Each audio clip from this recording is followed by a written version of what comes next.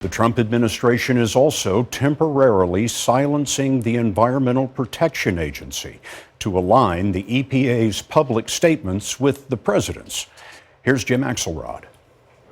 At President Trump's alma mater, the University of Pennsylvania, environmental professors like Bethany Wiggin listened carefully to candidate Trump talk about climate change.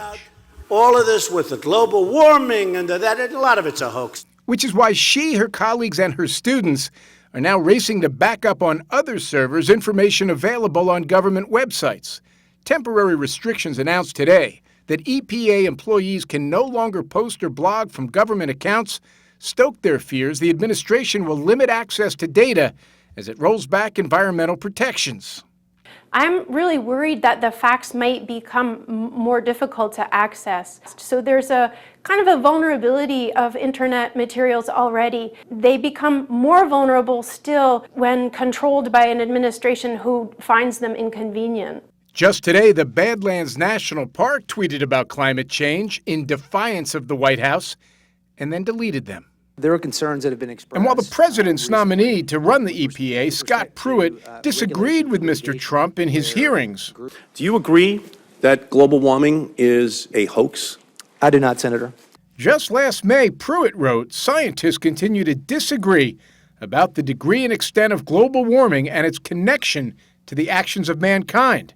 That debate should be encouraged. What we heard at the hearings was a dangerous new form of climate denial.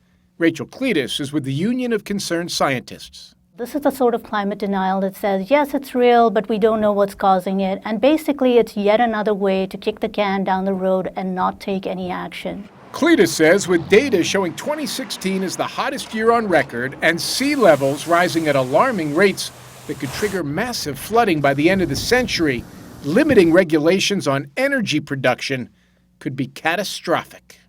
This is a false choice. We don't have to choose between a safe climate and economic growth. We can have both.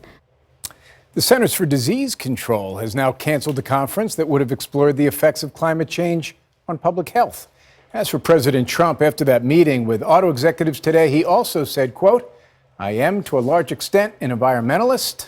I believe in it. Jim Axelrod for us tonight. Jim, thank you.